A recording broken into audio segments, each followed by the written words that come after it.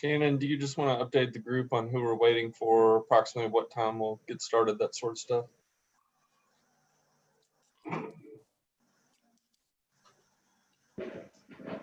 Haley, do you have that list? You are muted. Sorry, I was doing something for Josh. What does Nate need?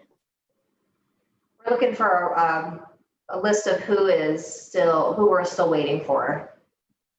Got it. Martin just joined. Good morning.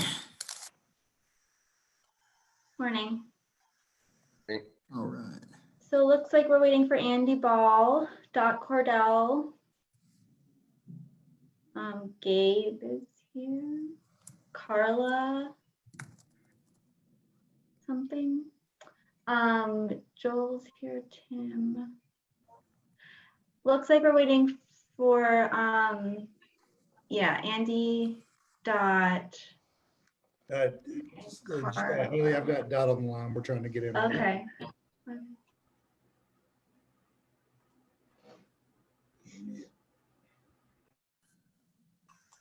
Well, in the interim, I'd like to welcome everybody, all the new board members. Thank you all for joining us and welcome to have you on the team.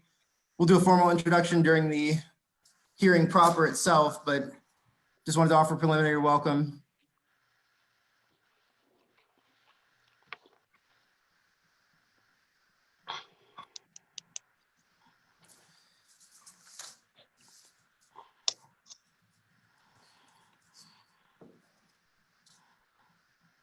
I think we have Dot now.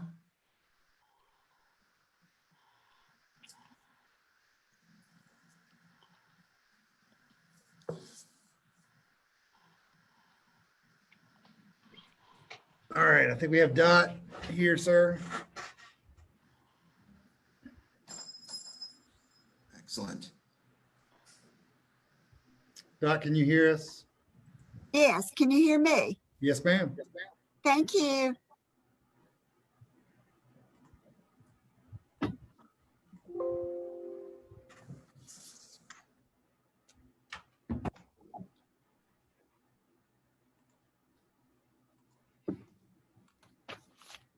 And we'll give Andy 2 minutes just in case. Sure.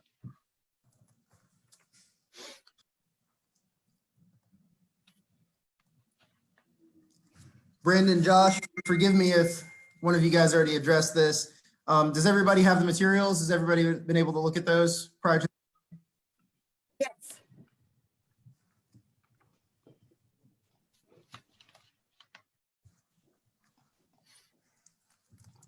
Excellent.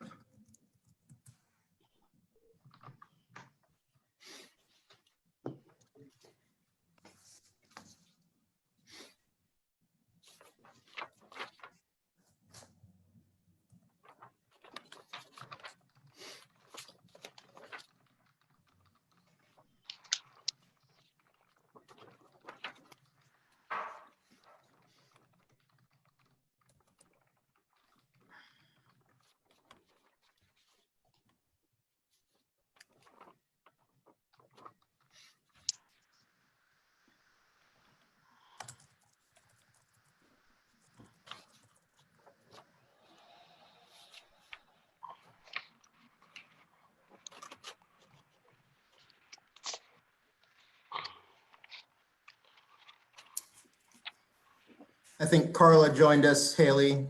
Yes. Welcome, Carla.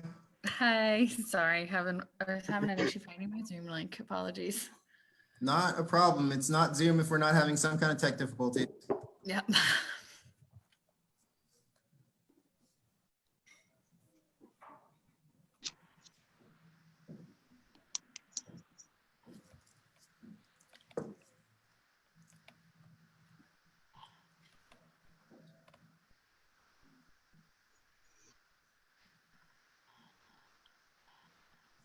All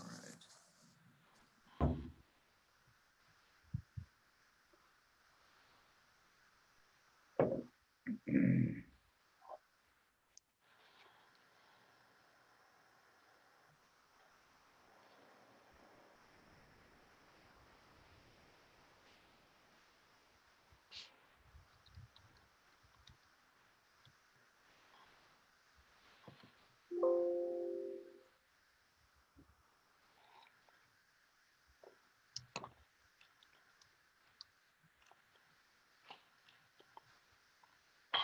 Andy will be on in a minute. Okay.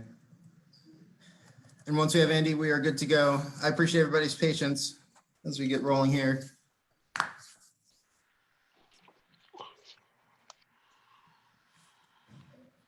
You're gonna need patience with us. We've got some new members, so we might need some direction. No, I'm looking forward to it. I'm excited, and we have some plans to get you all trained up, but nothing like a trial by fire.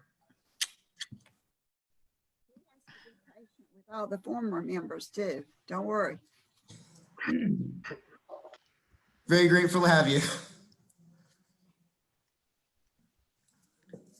So maybe while, see, we're waiting on Andy. Andy's a long-serving board member, so he's not, I won't say anything that's gonna cause him to miss out, but maybe we can go ahead and just do some staff introductions to start with. You okay with that, Mr. Moore? I have no problem with that. I'd ask Brandon, do we need to just go ahead and call it to order, and then we'll work Andy in once he pops in? I think that'd be best. Okay. Well, at this time, we'll now call to order the September 9th, 2020 Board of Adjustment virtual hearing. We can go ahead and start with staff introductions and welcomes, and we'll work our way back from there depending on when Andy joins us. Nate? Good morning, board members. My name is Nathan Pennington. I'm the planning director here at Buncombe County, and I just wanted to take a few minutes. I know some of you, I've worked with some of you before, and some of you have never met before, so welcome virtually from our office here at 46 Valley Street. We're happy to have you on board as you embark upon your quasi-judicial journey with us. I will say that the Board of Adjustment it's a unique board, and you will be tasked with making binding decisions. You're going to see a lot of passion from the citizens of this county. You will see criticism. I won't sugarcoat that. We've got some great training materials for you. We'll talk about this little book here that each of you will get a copy of.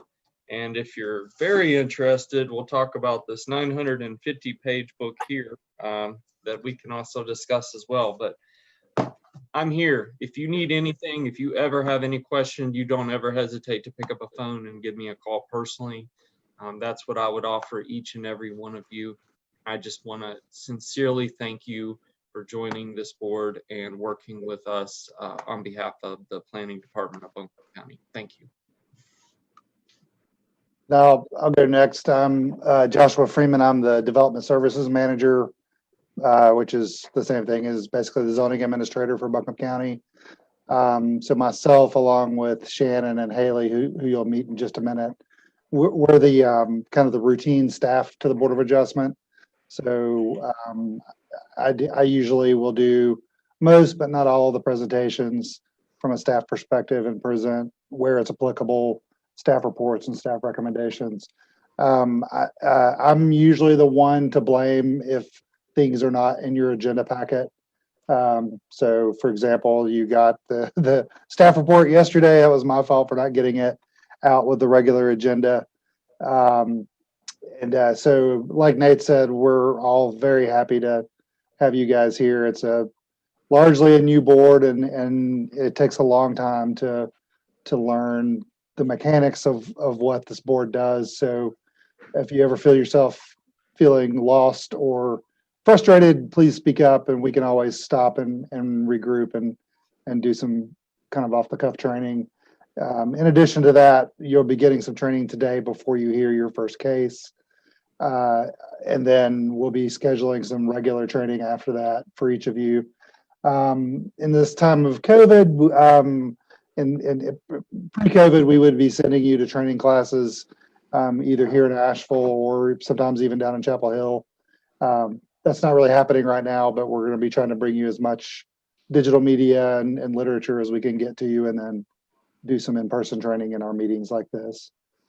So again, glad to have you guys all on board, and I guess I'll go to either Haley or Shannon, whichever one of you guys wants to introduce yourself and talk a little bit about what your role is and what you do behind the scenes for the board.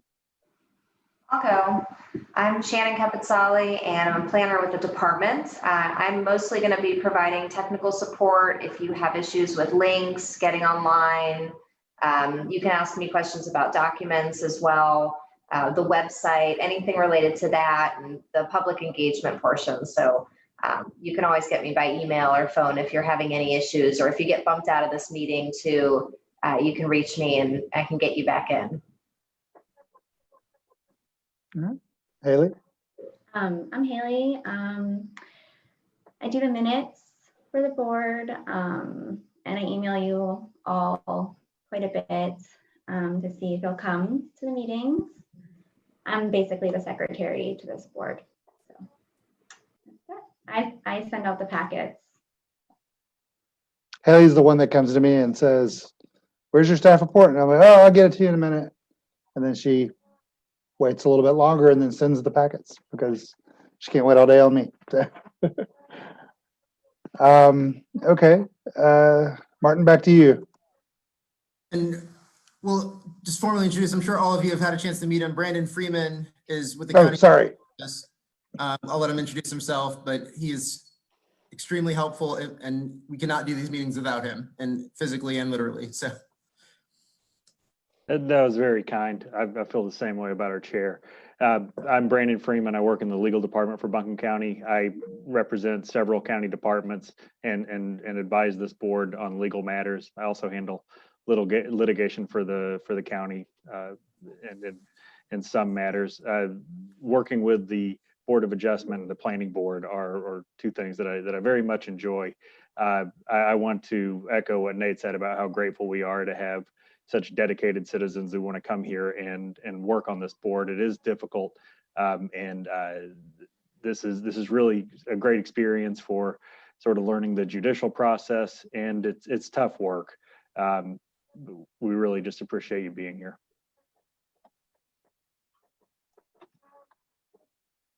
thank you, Brendan.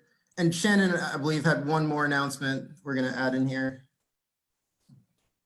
Sure. Just for the members of the public who are watching today, if you'd like more information about the applications that are being reviewed, the meeting information, or how public hearings work, you can visit the Buncombe County Planning and Development website and click on the Development Projects button and be able to download documents, application documents, and meeting information that way. If you're watching from Facebook today and you'd like to participate in the meeting, you'll need to enter the Zoom meeting, and you can do that by using the link that's in the Facebook event description, or you can go onto the planning website under the Board of Adjustment webpage, and you can find that link there as well. If you are in the Zoom meeting and you would like to speak to county staff or make a request to speak, you can use the question and answer box that's in Zoom. And then just for the board members, keep in mind that there might be up to a 20-second delay between our meeting and what people are seeing in the public. So it might take a little extra time for someone to request to speak or ask a question. Thank you, Shannon. All right, I will go ahead and introduce myself and then we can start the formal part of the meeting. My name is Martin Moore. I'm the board chair, have been for about a year at this point.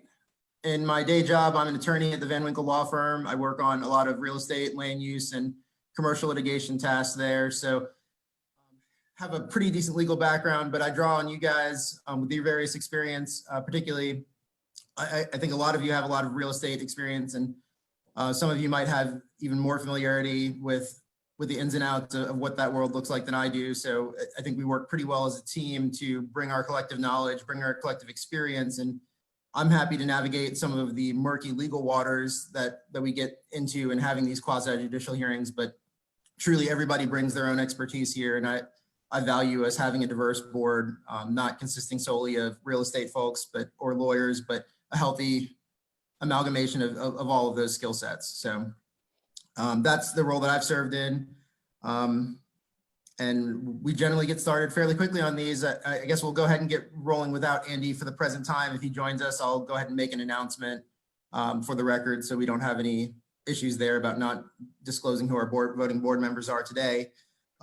We generally start with announcements, roll call of members, disclosure of ex parte communications, conflicts, everything on your agenda. So let's go ahead and start with a roll call. I'm going to start with the new members, and if you don't mind offering just a brief introduction so I can be familiar with your background and whatever you'd like to share with the board, just what you do for a living and what brought you to apply for the Board of Adjustment. I'd love to hear from you.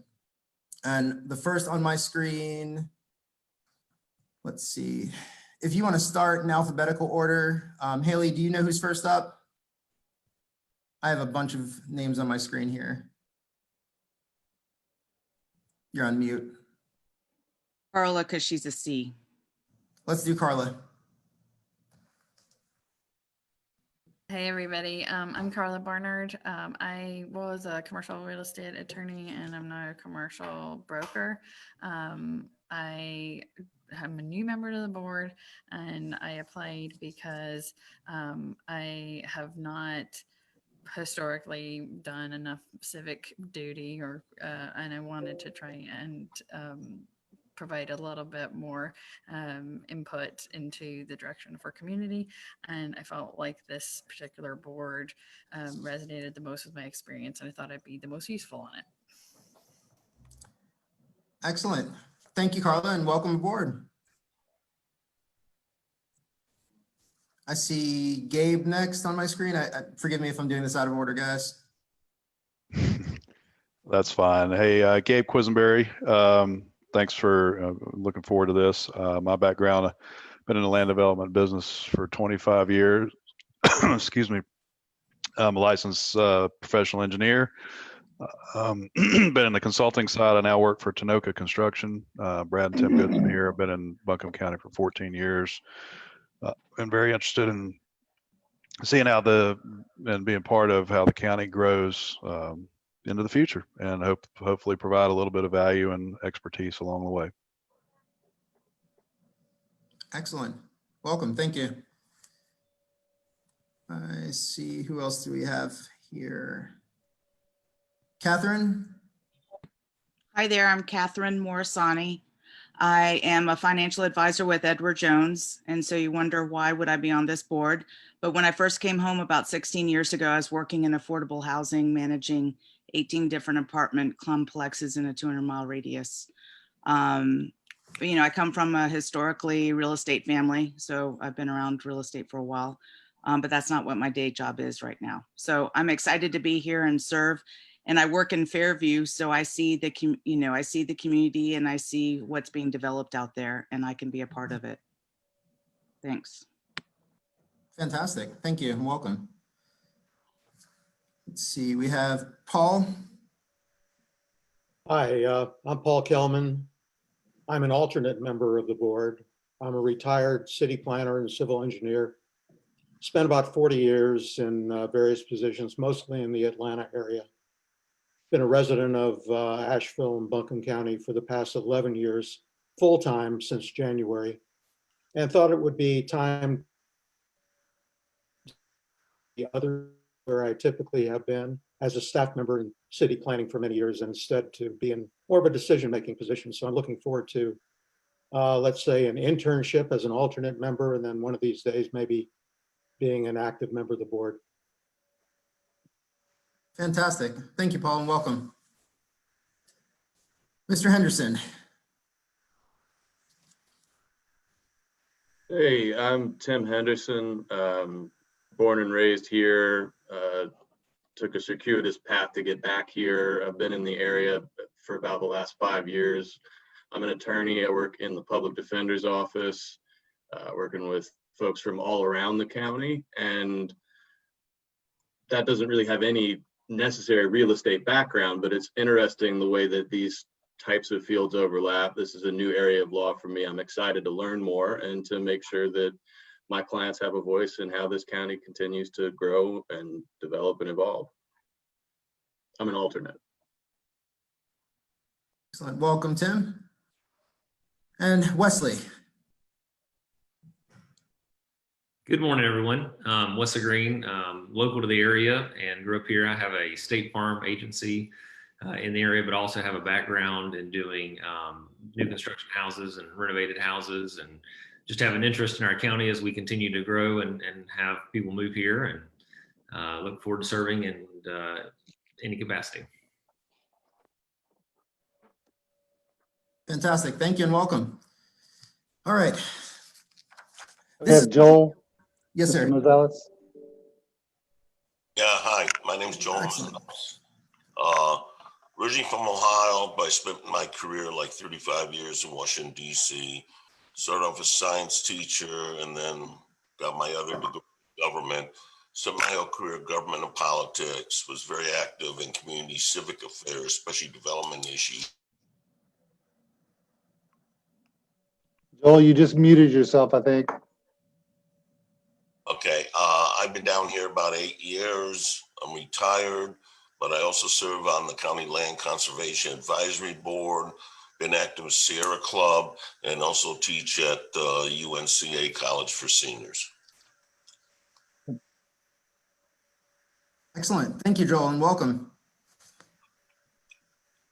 All right. So just so you guys know how I generally try to run the meetings, this one's going to be a little bit unusual, largely due to the fact that we have so many new folks. I appreciate you bearing with us and learning kind of on the fly. Typically, you can chat with Dot or Andy or any of our members who have been here for quite some time. I try to stay in a little bit of a facilitator role to avoid any type of undue influence on decision making. I want to encourage an atmosphere of people being able to offer their own thoughts, inquiries, and concerns. This one I'm going to steer a little bit more, hopefully without crossing into a line of swaying you one way or the other. I want everyone to make their own independent decisions. However, since you're new, I don't want to just throw you out in there into the wild answering questions or having to facilitate a meeting when this is your very first one. We do have a little bit of an unusual situation here in that we have due today a vote on who our chair and vice chair positions will be. I know you guys are in a unique spot of having very little to judge that on at this point, it being the first meeting for most of you, but since that is something we have to do by ordinance and statute under the law, I think it's important for us to mind our P's and Q's and do that, honor that right now. In this typical case, all parties who are currently sitting are allowed to vote. We'll accept nominations at this time. We'll do both the chair and the vice chair position, but we'll start with the chair. I'll open the floor now for any nominations for the chair position. Dot Cordell, I am a member, and I would like to nominate you. Hey, Dot, can you, Dot, I don't think we can hear you. You may want to get a little closer to your speaker. Okay. Now can you hear me? Yes, ma'am. Okay, thank you. I am Dot Cordell. I am a member and have been for a couple of years. I have a background in legal assistant, real estate law, and I'm pretty familiar with the ordinances that the county has. I would like to nominate Martin Moore as chair. I can second that if somebody needs it. Yeah, I'd like to second too. Thank you, Carla. I appreciate it. We have a second. Any discussion before we allow a vote? You're allowed to offer any insight or input you want at this point. All right, in that case, we'll call the vote. I'm going to call everybody name by name. That's something that we usually don't have to do, but since we're not in person and we can't see hands as easily, I'm just going to call you in the order I see on the screen, starting with Joel. Sorry, wait, Martin. Sorry. So I guess we should have done this a little bit before, but so including yourself, we have 8 people here, I believe. Yes. Okay, we can only have 7 people voting. The way people got back to me, I think you have to decide who, I guess Brandon knows the language better than I do, but Haley, the ordinance. Just jump in. For this, I think that we could probably just have regular members vote. There's a quorum of regular members. And I think that when we need the alternates, it'll be for the variance that's coming up later in the agenda. I would leave it at the chair's discretion, whether at this point to go ahead and select. The ordinance says that the chair shall select which alternate members serve during a meeting. It looks like we have 5 regular members here today, and we need 2 alternates. I believe 4 alternates are present. The county is working on a procedure to try and streamline this process and make it a little more predictable for both regular members and alternates to know what their schedule is going to be. And as as much time in advance as possible. We don't have that quite nailed down yet, and it's complicated with the current pandemic and Zoom situation we have. So for today, we're sorry for any inconvenience, but we do have 4 alternate members here today, and I believe only room for 2 to serve. Mr. Chair, I would leave it in your discretion as whether to make that decision now and then have a vote with 7 people for the election of officers, or just use the 5 regular members who do make up a quorum of the board. And I think that's a decision for you to make. I will invite input on that one only because since the first thing we're doing is voting on the position that I currently hold, I want to avoid any appearance of impropriety there. So I would defer either to Dot as the next most senior member on the call or yourself in terms of what your preferences would be, but only for this specific issue, just full candor in terms of what we're dealing with. I'm happy to select based on kind of who responded first. I think that's probably the most fair way for this one.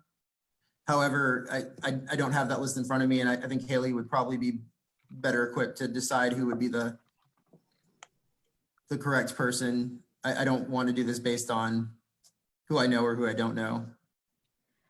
So going forward, I guess if you wanted to follow Brendan's advice to use regular members in this case, because we only need the 5, and then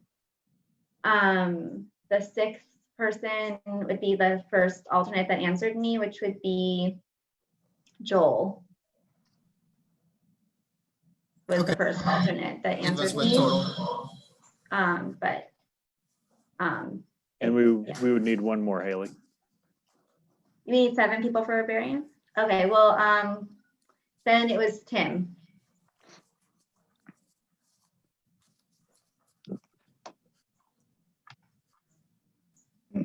So Haley, will you read the list of the members who are going to be voting in this action? On the 5 regular members. Yes. Haley, I can make a stab at that, and you can follow along and tell me if I'm right. I believe that it'll be Martin, Dot, Catherine, Gabe, Carla, Joel, and Tim. Mm-hmm. Okay. And that leaves Wesley and Paul as observers in this meeting. Wesley and Paul, we're glad you're here. It's sometimes nice to have extra members at the hearing for a few reasons. One is that you can observe, and it'll seem a little more familiar when you do have to step in and act as a member. Also, in the event that this meeting was continued and we needed someone to step in, you would have already been here for a lot of the meeting and could slide into one of those spots and continue on. That's something we've talked, that's never actually happened, but it's something we've talked about that could be a benefit.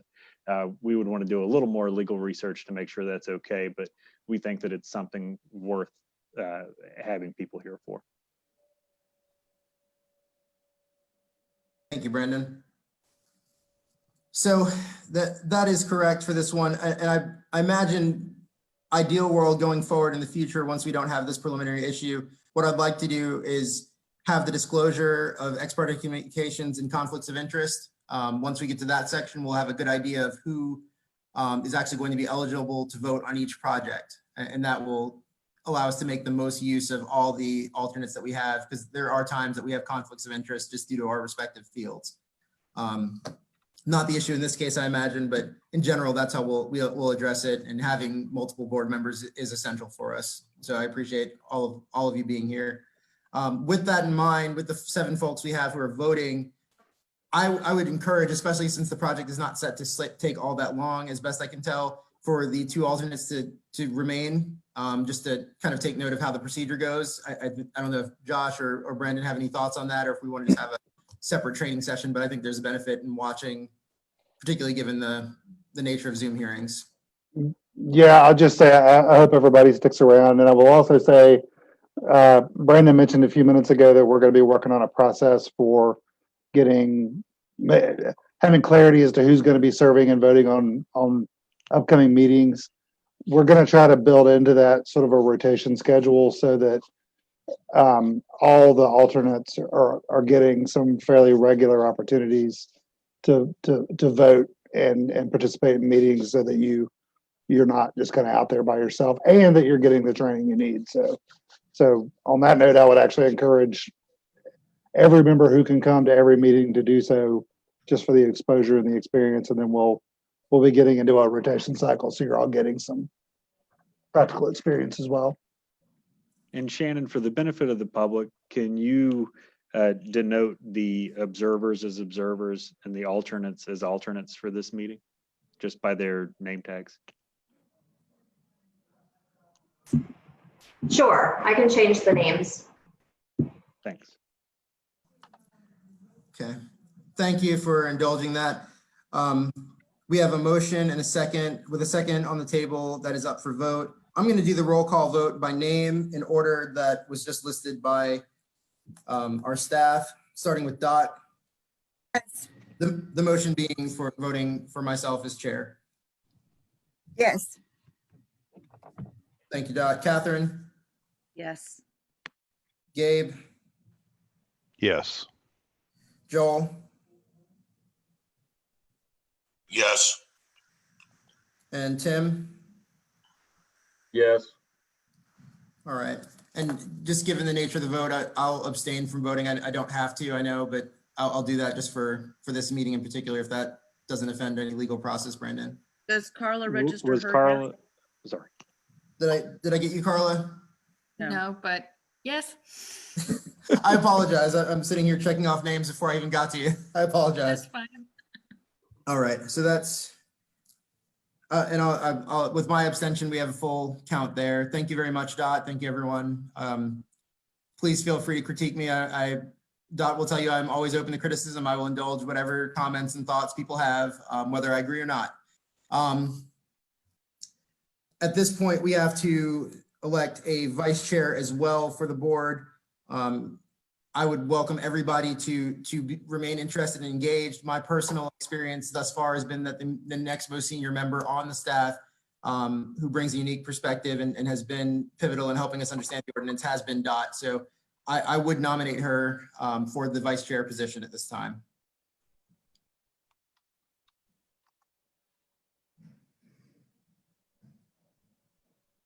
I can second. Thank you, Catherine. Any discussion?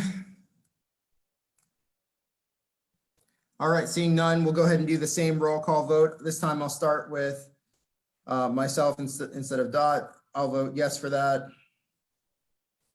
Catherine, Yes. Gabe, Yes. Carla, Yes. Joel, Yes. Tim. Yes. Thank you all. All right, we have comported with what we're required to do here in terms of having board leadership. Typically, I'll end up running these meetings, but in the event that I have a conflict of interest and cannot do so, Dot is very well qualified to step into the chair role and facilitate the meeting. Obviously, we both have encouraged everybody on the board to feel free to offer their perspectives, their questions. If you have anything that you don't understand or don't agree with, please, please, please don't hesitate to stop either one of us. This is a learning experience and has continued to be for everybody involved as we grow as a county. We're hitting a lot of novel steps at this point. Does everybody have a copy of the agenda and all the board materials at this time? If someone doesn't have it, please feel free to holler. We'll send you an email.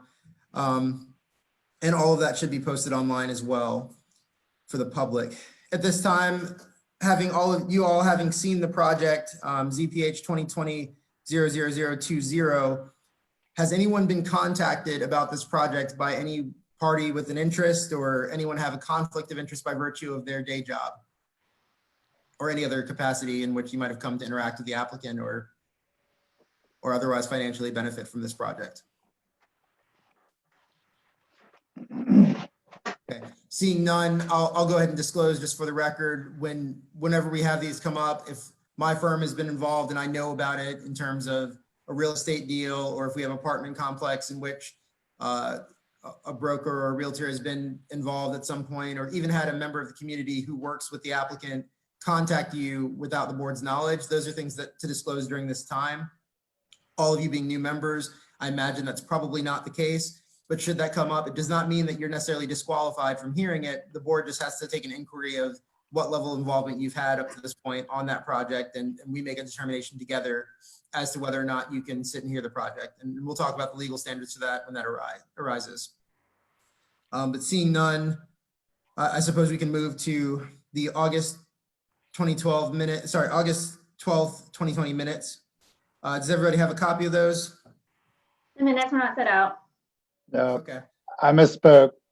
They are ready to go, but not in time to go in the agenda packet. So we're going to be hitting you at your next meeting with a stack of minutes.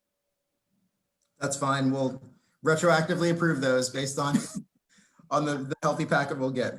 Right. Does the staff have any other announcements? I know we're going to vote on the rain date in a minute in the event we have technical issues, but are there any other announcements and housekeeping matters we need to knock out before we get to that? No, sir. Excellent. What is the proposed rain date from staff in the event that Zoom shuts out on us or otherwise locks us out halfway through the hearing? Yeah, so just some brief background for the new members. When this idea of a rain date is not something that we routinely do outside of the, in a non-COVID environment.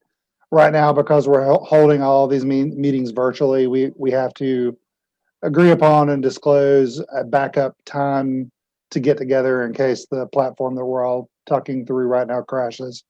So typically what I will propose is that the very next day, which would be tomorrow, Thursday, September 10th, at 5 o'clock, serve as a rain date. So if for some reason the screen just were to go black, and we're not able to reboot the meeting in a timely manner, we would all gather back here in the same platform tomorrow at 5 o'clock. So that's my proposal, sir. Does that work for everyone? Yes.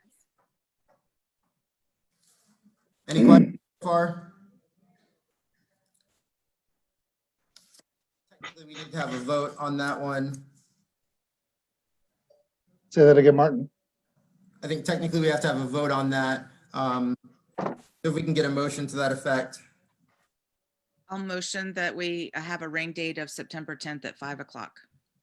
Thank you very much. I'll second that motion. Any discussion? Okay, all in favor of that as the rain date, September 10th? With myself, I'll say yes. Dot? Yes. Catherine? Yes. Gabe?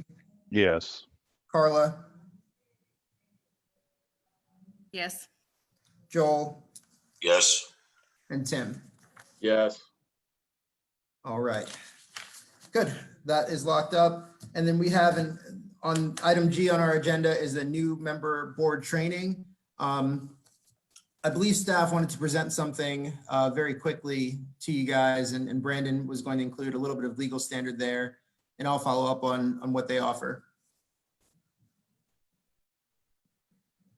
And Mr. Freeman, do you have that video clip? I do, sir. Yes. What we would like to show you, and I believe staff shared this with board members. This is a training from David Owens, who is probably the most knowledgeable person on land use law in North Carolina. He's a professor at the School of Government in Chapel Hill. And he came to Asheville and gave a training.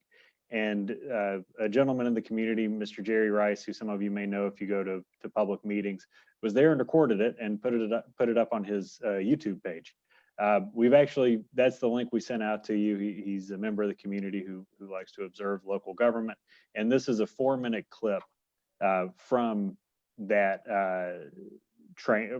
training. It's only 4 minutes, and he discusses the variance standard, and that's what you're dealing with today, is an issue of variance. And I'll leave it to Mr. Owens, who will say this better than I ever could. All right. Sorry. This is where you got a question raise it, otherwise I'm moving on. And that is to just say, one of the questions that we had a little bit earlier, what standards do we? Let me just pause real quick and say, if anyone can't hear this, let me know by waving your hand or saying something, okay? It's a little jumpy. Different type of decision, Okay. different set of standards. It's definitely not clear.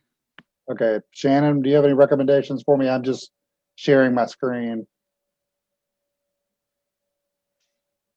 Hold on, I'll come down. You might need to let it buffer a little bit. Yeah. And while we're waiting on that to buffer, I can add that when you play it on the internet, it's not like that. Whatever this is a complication of our virtual meeting here. And this entire training, even though it's extremely long, is worth a watch. It's 3 hours long, Okay. and it's worth everyone taking time to watch it. Also, in this book, which I think Just everyone mash the button has over there. received, the Quasi-Judicial Turn book. the heat up. Turn it, slide the little slide up to the heat. And Mr. Freeman, we can Oh, hear I'm you. sorry. I apologize. Okay. If you turn to page 69 in your quasi-judicial handbook, it's chapter 6. The entire chapter is on variances.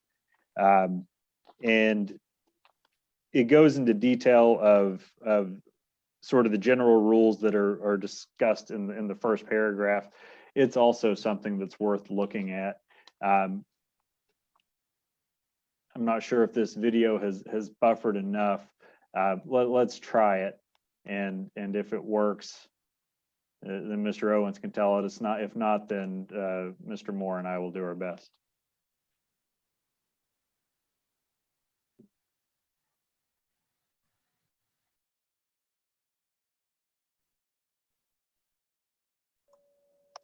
I think I've done all I can do on my end. I'm going to play it. If it just becomes unbearable, we can just talk.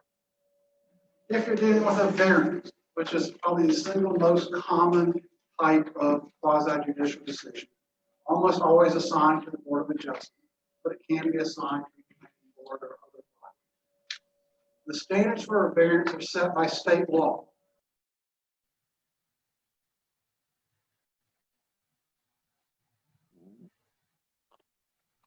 All right, so we've lost that. Yeah, I can't hear him at all. I'll say what we'll do for now. Let's go ahead and have Mr. Sorry. We can go ahead and have Mr. Freeman kind of, and I will wing it through page 69 of the Quasi-Judicial Handbook. And I'll go ahead and send out the video itself again, along with the marker that you should go to. It's only a 1.5 minute long section or so on variances themselves. And since they are the most common, it's worth hearing from the guru on this one. Even as an attorney and even judges go to Mr. Owens or went to Mr. Owens for the bread and butter on these topics because they are so interesting and unique in their application for this type of board. So I think this is a pretty important thing. And if not, we'll still show it at the board training, I imagine, for new members. That might be a worthwhile thing to have on the record, but the more familiarity, the better, and the quicker these projects will end up going. So let me start off by just giving some background to what a variance is. And then Brandon, maybe you can jump in and cover the legal side of it as far as, you know, how the mechanics of it work and the findings of fact, things like that. So the North Carolina state law within the statutes that authorized local governments to have zoning create a mechanism for relief in circumstances that require relief from a local ordinance in order to, and I'm kind of using the dumbed down planner version of this rather than the legal version, but to provide a relief valve for circumstances where a routine application of the zoning ordinance would provide some sort of unnecessary burden to a particular property owner by virtue of circumstances unique to that property. So super simple example of a kind of a common type of variance would be you have a 1/4 acre lot and the ordinance requires that you be set back from the property boundaries by a distance of 20 feet. And because of the topography of your site, your well and septic system has to be placed in a location that, in the only location where they're feasible to be placed because of soil conditions, but that has the effect of making the rest of the lot unbuildable if you're complying with the setback requirements of the ordinance. So this board, the Board of Adjustment, is given the authority under Buncombe County's ordinance, which again is authorized by state law, to consider situations like that and give relief when it's warranted, to protect the property interests of the owner, while at the same time not placing any sort of burden on surrounding neighbors as a result of the variance. And that's a kind of a tough needle to thread sometimes. So in the case in the scenario that I was giving, I'm building my house on that 1 acre lot, on that quarter acre lot. I've got well and septic in places that make it hard for me to comply with the regulations. Short of not being able to do anything at all, I apply for a variance, and I'm requesting the ability to get 10 feet closer to the property line than the zoning ordinance allows in terms of the setback. So the board would run through a process, evaluate the findings of fact that are required to be reached to approve a variance, and then the board would make a decision. That is like the most basic example of when we might need a variance. There are all kinds of other examples that are typically more complicated, that are really the norm in terms of what you'll be seeing on this board. Martin or Brandon, you want to add to that or jump in and talking about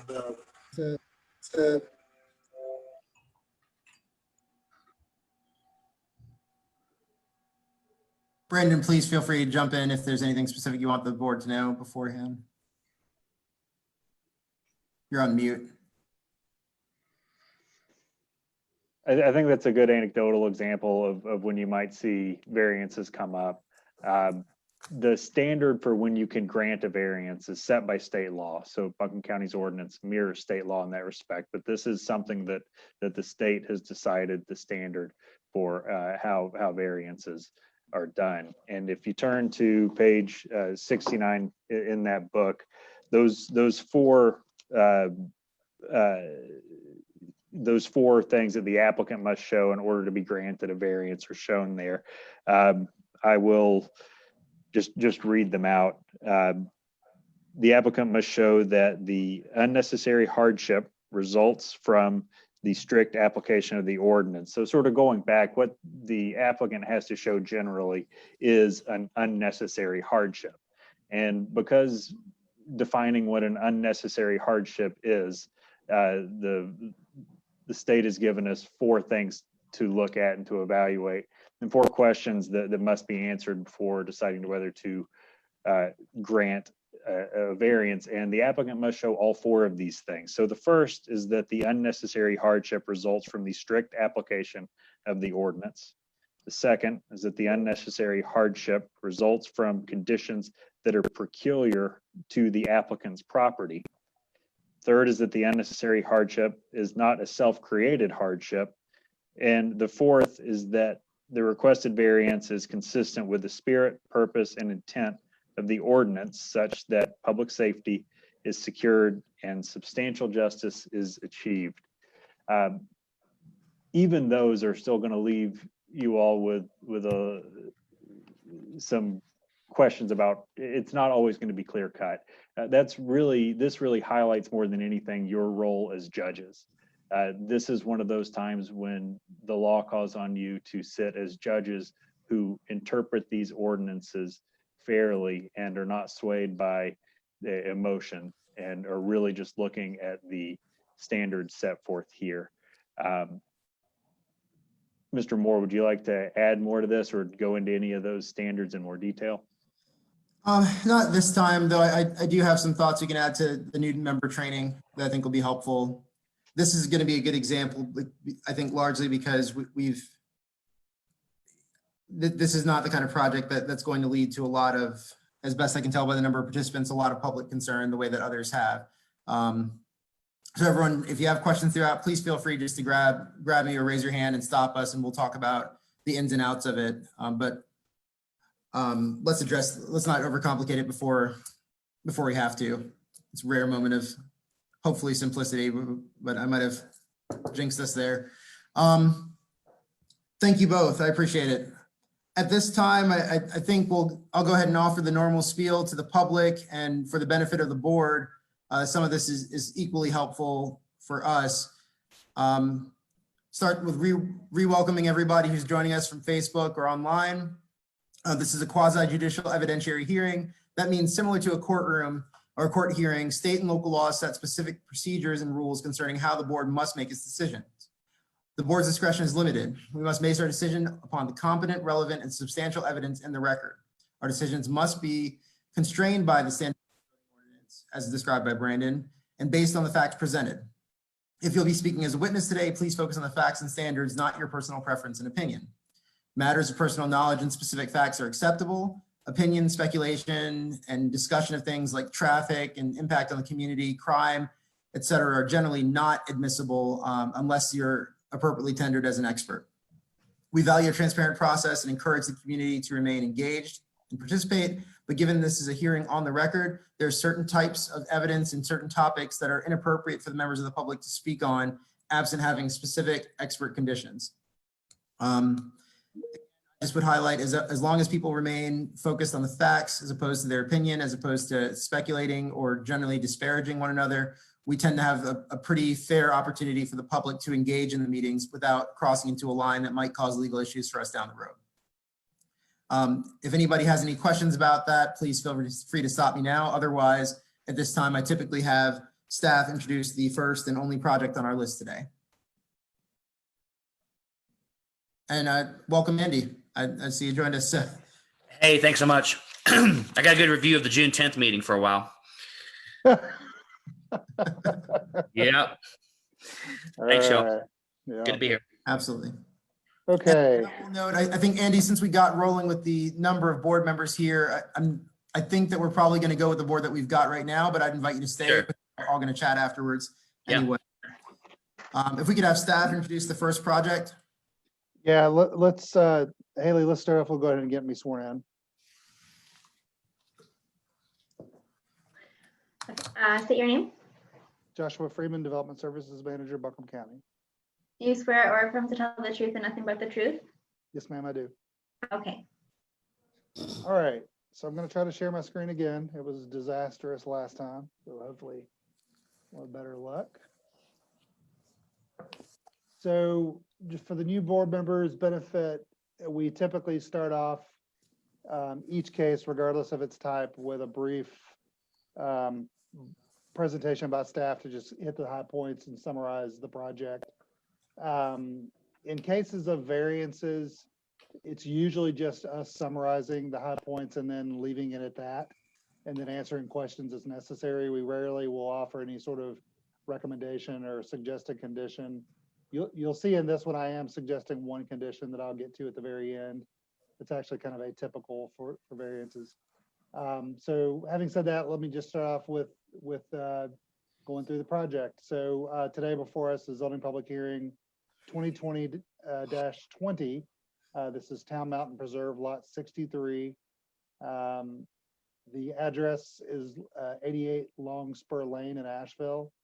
The owner of the property is Mr. Jeffrey and Miss Lucinda Robinson. The applicant representing those two individuals is Mr. George. George, I'm going to screw up your name, but I'm going to say Escobarge. You correct me if I get that wrong when you introduce yourself. I apologize. And he's with JJS Capital LLC. The property is 3.48 acres in size. It's about 2,600 feet above sea level. Depending on how you measure it, the slope, it's a fairly steep lot that does have one flat spot that the applicant is going to speak to in a minute. But the minimum slope on average across the property is 37%, and it may exceed 40% based on more detailed survey data.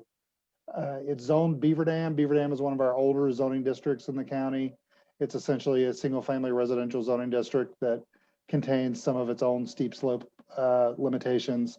in addition to the overarching steep slope limitation. So I'll explain that further in just a moment. It's also located, the property is located in the steep slope overlay district. It's vacant at the moment. It is served by city water and MST sewer. Let me certify for the record that this public hearing was advertised properly in accordance with North Carolina General Statutes and Buncombe County Code. And Mr. Chair, I would request that all staff and applicant materials presented today and prior to the meeting in your packets be accepted into the record as evidence. That is so admitted. Thank you. All right, to summarize the variance request, let me first talk about the minimum standards that apply to any property in the Beaver Dam zoning district and also within the steep slope overlay district. So section 78-642 footnote 7, which is a section of the zoning ordinance that establishes dimensional requirements for properties. So it establishes setbacks, maximum building heights, things like that. Specific to Beaver Dam, it requires that on properties where the average natural slope ranges from 35 to basically 39% natural slope. In this highlighted section here, that the maximum disturbed area on any given construction project not exceed 0.75 acres, and that the post-construction impervious surface not exceed 0.375 acres. For those of you who may not be up on the jargon of planning and stormwater management, impervious surface just means anything created by humans that does not allow water to flow through it and therefore causes water to run off at a faster rate, causing erosion and destabilizing slopes, creating opportunities for landslides and sometimes damaging water quality. So dirt and forest soils, those are considered pervious, whereas asphalt, doghouse rooftops, the rooftop of your house, the plastic cover on your swimming pool, all that stuff, your driveway, your parking area, all that is considered impervious. And so after the project is completed, the maximum allowable impervious is 0.375. And I should have also said the disturbed area, that's basically anything you're going to grade with a piece of equipment in order to create your house site.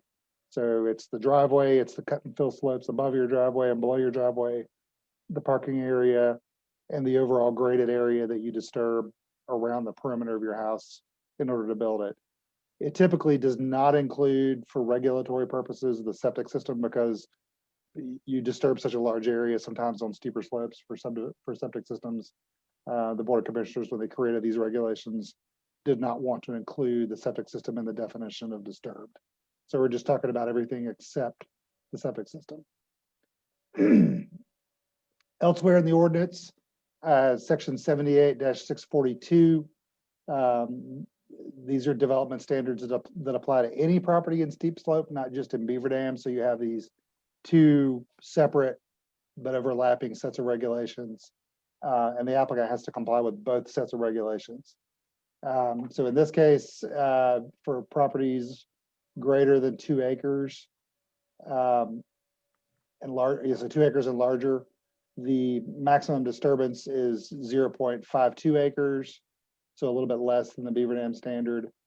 And then the maximum impervious requirement is 0.27 acres. So the applicant is requesting a variance from both of these sections of the ordinance to allow for a maximum of 0.3 acres of impervious surface and 1.2 acres of disturbance. The justifications for that request, I'll leave to the applicant to summarize. Typically in your staff report for a variance, you will see, I'll just basically cut and paste the original narrative provided by the applicant into a table. So to the left is the finding of fact that the applicant is addressing with his or her narrative to the right.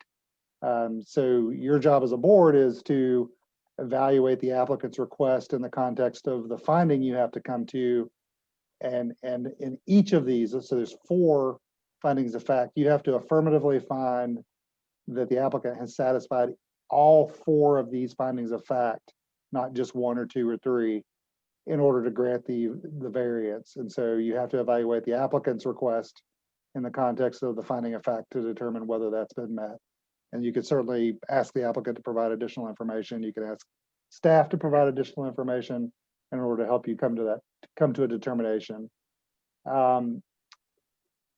Here I sort of summarize what a typical variance would look like. It's not to say that all variances have to fall into one of these 4 categories. It's just some basic examples that I was giving, similar to my words earlier during the training session. The staff recommendation in this particular situation, again, we don't typically offer recommendations, but given that this is both a steep slope environment, I would recommend that if the board chooses to approve the variance, that the board also include as a condition of approval that the applicant, prior to them being granted a certificate of occupancy at the end of the project, provide a survey that documents the amount of disturbance and impervious that was created on the property, as a way of providing staff the ability to verify that if the variance is approved, that the applicant's not exceeding what they requested in the variance process. With that, I'll conclude my comments and turn it back to you, Mr. Moore. Thank you very much, Mr. Freeman. At this time, I invite any board members to ask any questions they have of staff and the evidence that they presented. So if anybody has questions, please feel free to speak up right now. Otherwise, I'll go ahead and move to the next phase and hear from the applicant. Mr. Moore, I should also have just quickly displayed these maps just to give some orientation to the site. You did receive these in your packets, but just so you can see that these are present. And if you have questions that I can help answer with these maps, I'll be happy to do so. That's all. Thank you. I have a question. Yes. I'm a new member, so just bear with me. Sure. But the application mentions a slope of 42.12%. And then in the staff report, we referenced a lower slope. But if I'm trying to calculate what percentage we're over here in terms of disturbance, I just wanted to clarify that which number I should be using. So I would recommend that you use the 42%. That's and George can speak to this in a second. Mm-hmm. But what we develop our slope using some kind of online tools that assess geographic information system data. It's not as accurate as what you would get if you did a site survey using a professional surveyor. I suspect that the 42.12% was developed using better data, more detailed site data prepared by a surveyor. So okay. Unless I had reason to question this data, which I don't, I would recommend going with this more specific number of 42%. Thank you. Certainly. Carla, that's a good question to ask. Any other board questions for Josh at this time? It's being none, we will admit the staff summary and materials presented into evidence. And I would invite the staff to swear in the applicant.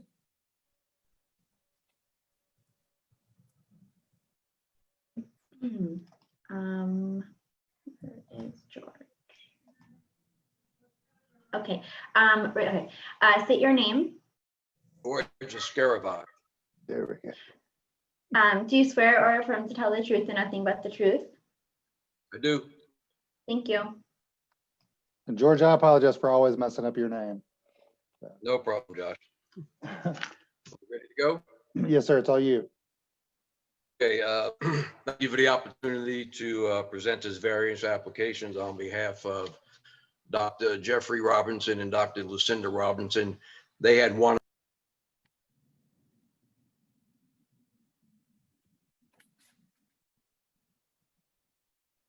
George, I believe your mic cut out for a second there. I'm not sure what's going on, sir. I'm back. There you go. We can hear you now. Okay. Again, thank you for the opportunity to be here today. I am representing Dr. Jeffrey Robinson and Dr. Lucinda Robinson. They would like to have been here today, but they are both locum tenens doctors. Jeffrey is in South Carolina working on COVID, and Lucinda is in Utah working on COVID also. So they asked me to present the application for them. Just for the new members who don't know me, I am the developer of Town Mountain Preserve. We bought the property back in 2014 from a bankrupt former developer, and we have a whole history with the Board of Adjustment. So far, so good. We haven't had any violations, and we're doing a good job. At least I think so. So anyway, back to this application. Dr. Robinson bought this the doctors Robinson bought the property in 2009, basically almost before any or all of these new ordinances were in place. They have had it for a long time. They are now either going to sell it or build a driveway. It was their original plan to build a retirement home here in Asheville. But before they do anything, they needed to, look at the slope of the land. And so they hired Vaughan Melton to decide to design a driveway to get to the top of the lot, which Joshua mentioned earlier. It's got a flat spot on it. The slope is 42.1% calculated by the engineers. And so let's use that number. You can see the driveway would start down at the bottom of a long spur lane and travel up the side of the slope all the way up to the flat spot. Now, Joshua mentioned that it's in the steep slope area also, but there's a lot of the lot that's not in the steep slope, but because some of it is, we consider the whole lot as steep slope and must conform with those requirements. The engineer's mission was to design a driveway with the least impact on the slope, considering the contours. And if you're not familiar with that, those are the darker lines that are on the drawing there. And the grayish line is the actual or proposed driveway location up to the flat part of the lot to build a house. Now, a question could arise that why don't you build a house down further down on the lot? The lot is so steep that the construction of retaining walls will be necessary to basically to build the driveway, and not the driveway so much, but the house site. So by extending the driveway to the top of the lot, it's a whole lot less damage or disturbance, I think, to the lot itself. And quite frankly, the view is better from the lot, and that's why they bought the lot. Just being totally honest with you. It's got a very flat spot up on top. It's probably 100 feet wide by 70 feet, 100 feet wide by 70 feet. 100 feet long by 70 foot wide. So once they get to the top, there's going to be very little disturbance there. But going back, a hardship would result because they bought the lot in 2009. They're now getting ready to do something, and because of all the new ordinances, it may be impossible. It is impossible for them to comply with this new requirement. Now, I'm not going to read all the information I submit on the application, but this will have no impact on the community, in my opinion. I have sent this application to the Town Mountain Preserve Owners Association and received no comment back. The adjoining neighbors also have no problem with this variance request.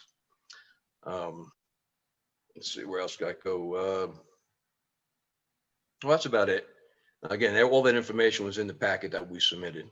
So yes, we are exceeding the disturbance level by a lot, but there's really no other option.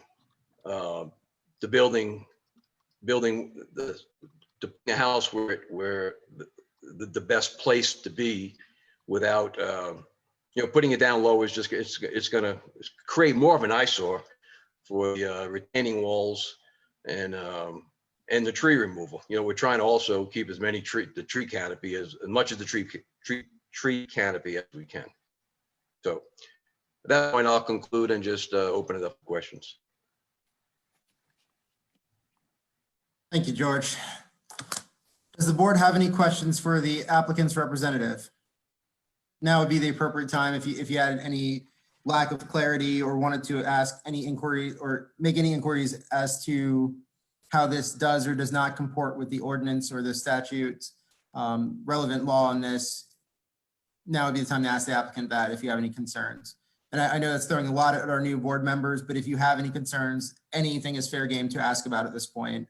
There truly is no bad question at this stage. I have a question. Please. So there was mention of the entire site not being subject to the steep slope ordinance. Do we have a rough idea of like what percentage is in it and what's out of it? Well, actually, it is all subject to steep slope because of the steep slope. There it is. Okay, all the area in blue would be considered is steep slope. The areas in yellow are outside the steep slope requirement, not requirement, definition. So you can see at the bottom there, Josh, if you'll drop the arrow, that's where the house site would be up on top there. That's how flat that is up there. Okay. And for the boards, just if you don't mind me chiming in briefly, am I muted? No, not. The steep slope in the zoning ordinance is defined as any section of property that's over 2,500 feet in elevation above sea level, and that has an average slope of greater than 35%. And so the way that the ordinance is administered, even if the house site is going to be located outside of the steep slope area, which would be the yellow, I should have rotated the screen, but so in the yellow area, the driveway and most of the serious disturbance would occur inside those regulated steep slopes.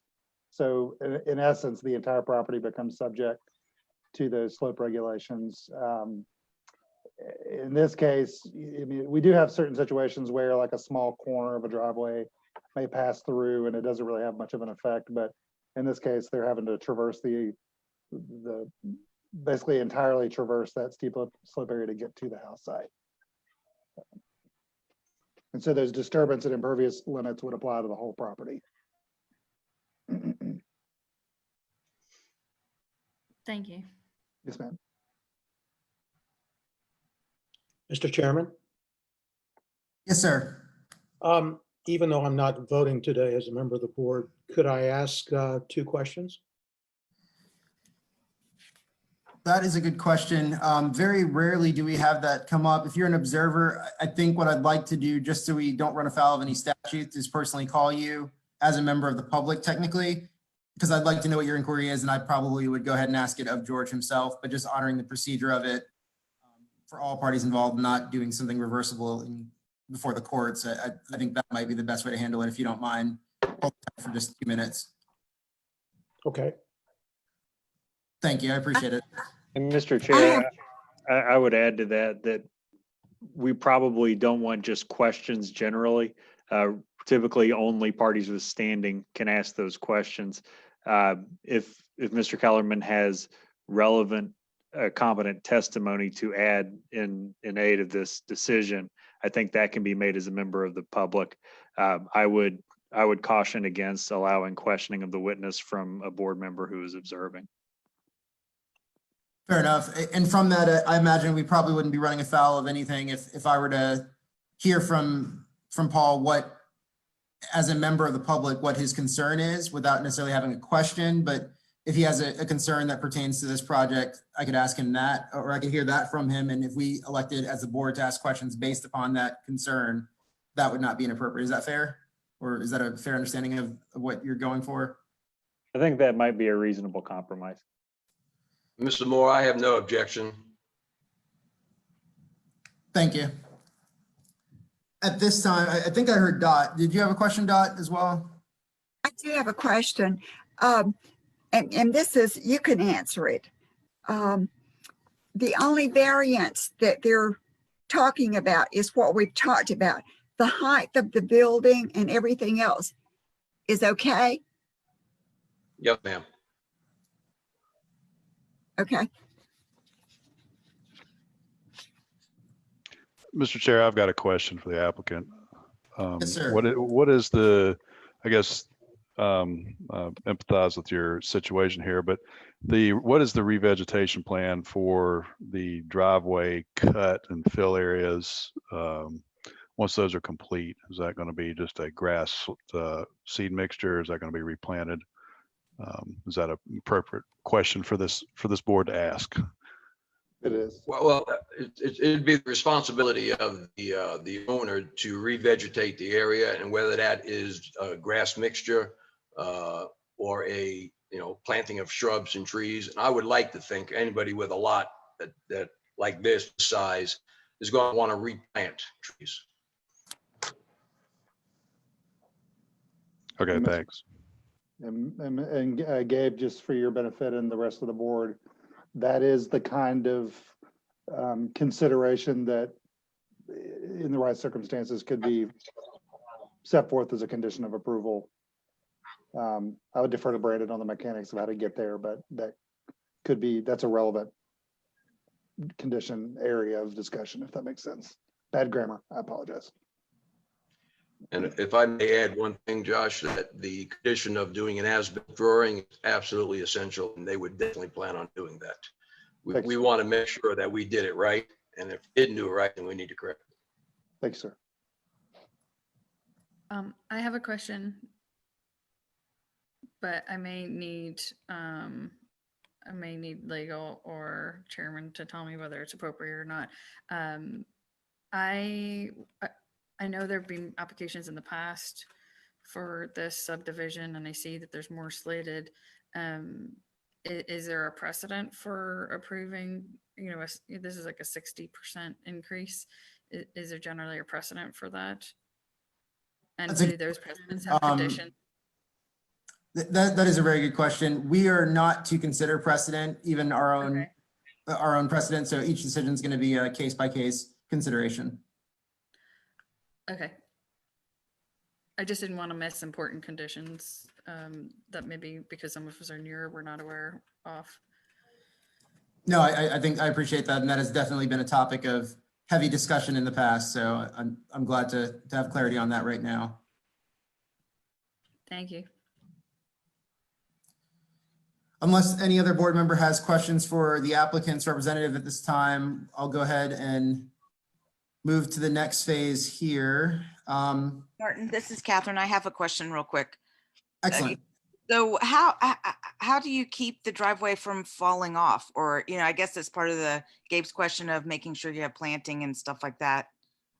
Right. Well, that'd be part of the engineering. As you'll see, if you look at the way the driveway is located, we try and follow the contours, basically staying within the slope of the land and only, cross the contours when we need to, make a turn. But again, all this will be engineered by the consulting engineers. I'm not an engineer, so I can't talk specifically at how they do it. But before zoning will approve our building permit, all that will have to be discussed and approved. Okay. And then for the staff, so Joshua, yes, with what your recommendation is, explain that to me again one more time. Okay, so what we're recommending, should the board choose to approve, would be that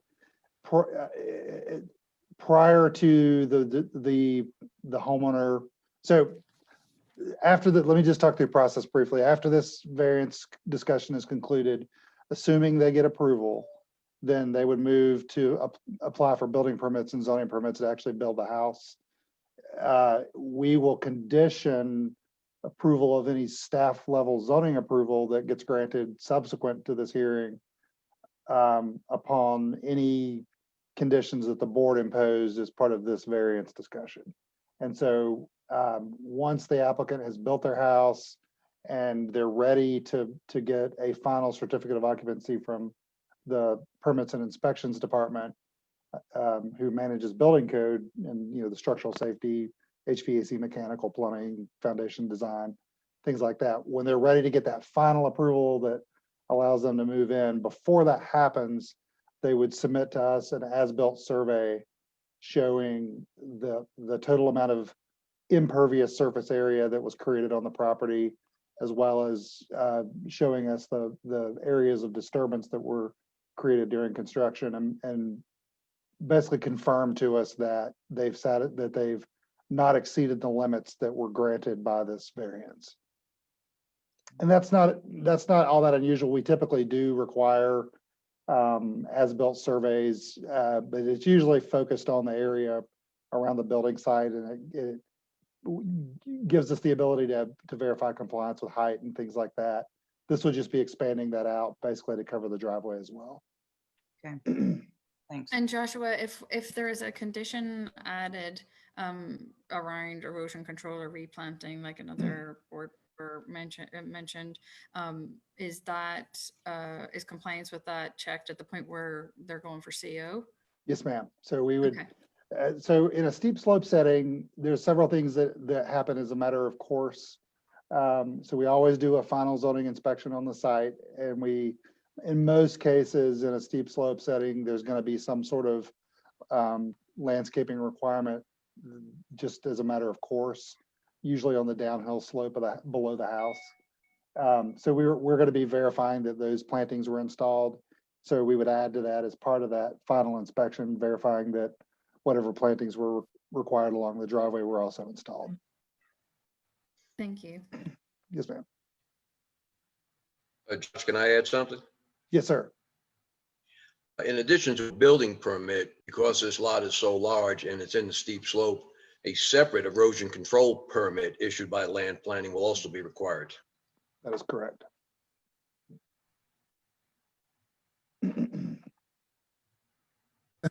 Board questions at this time?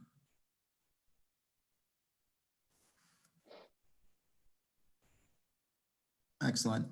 All right. Thank you very much, George. At this time, have we received any forms indicating that someone's asserting standing and is self forth as a party?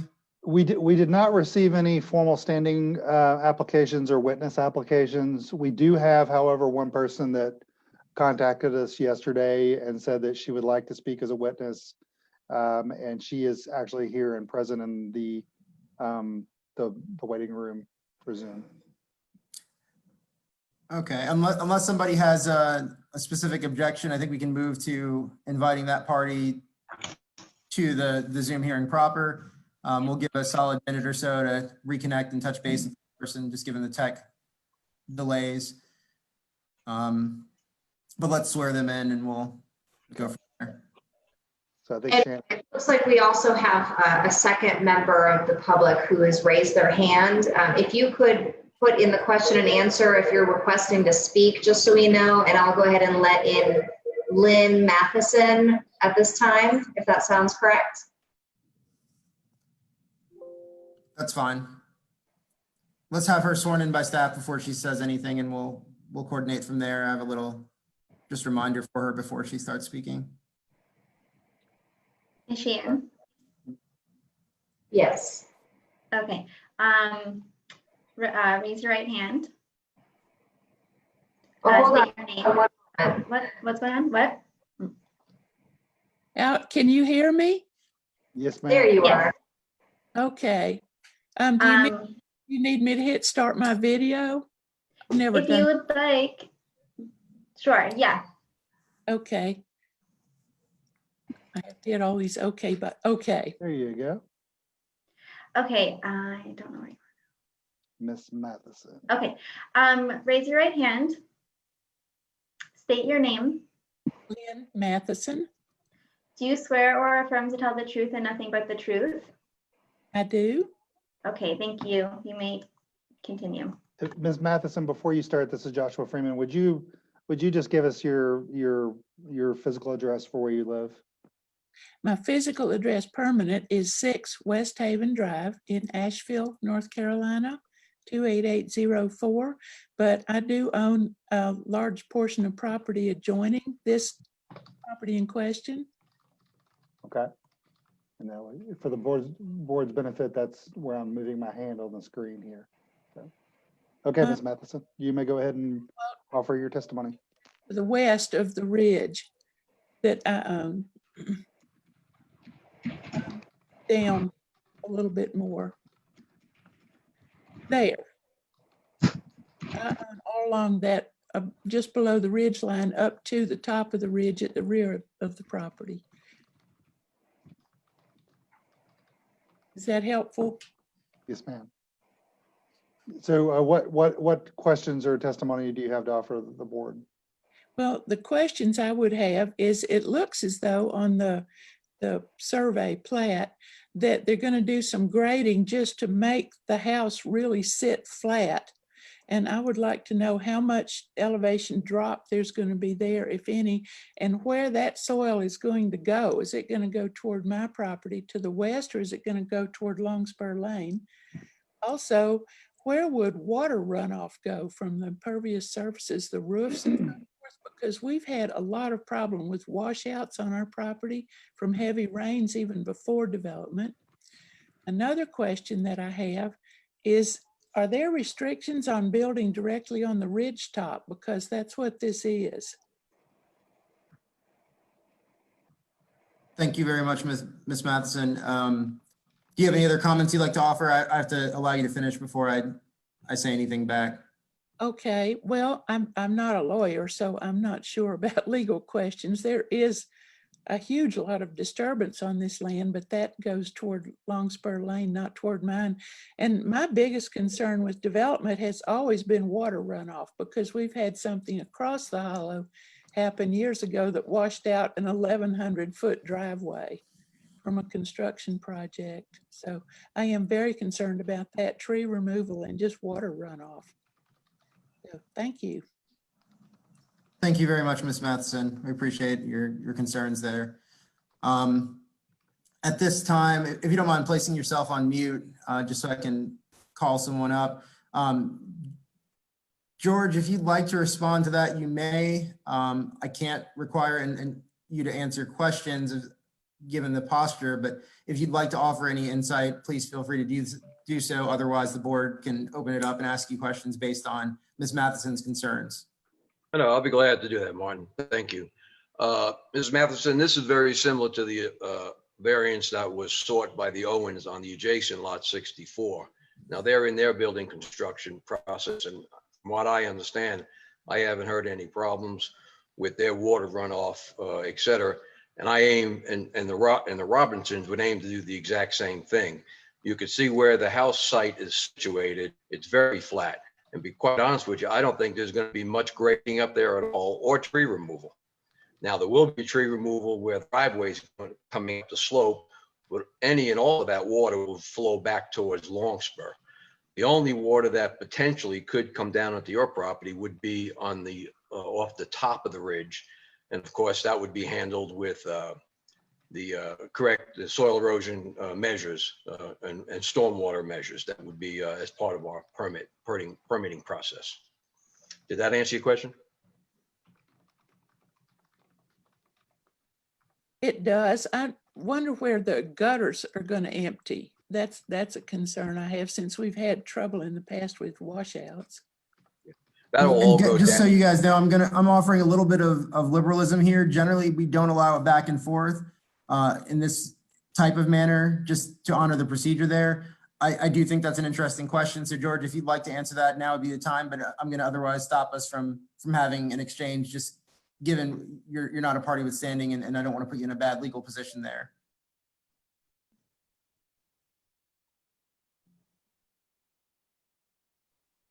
Do we lose George? Okay, I'm back. Can you hear me? Yes. Okay. Ms. Matheson, all the water will, I can't say 100% of the water, but what's falling now on the ground, the area that's not disturbed, we will not change those water courses. The water from the driveway and from the house, I can almost guarantee that it will all flow back down the hill towards Longspur into the stormwater collection system that has been built in Town Mountain Reserve.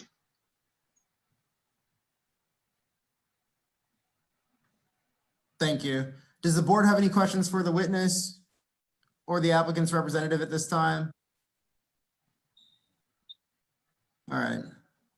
I'll give a solid 10-second delay here just for the lapse time, but otherwise I think we'll go ahead and move. You said there's at least one other party involved, and I also wanted to allow Paul, as a member of the public, to be brought up if he had a concern that he'd like to express as well.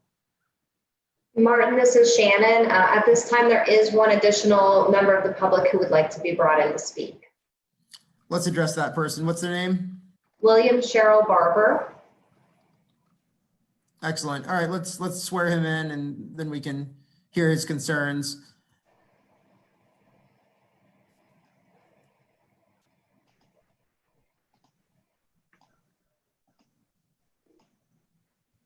And he's Okay, Mr. Barber, raise your right hand.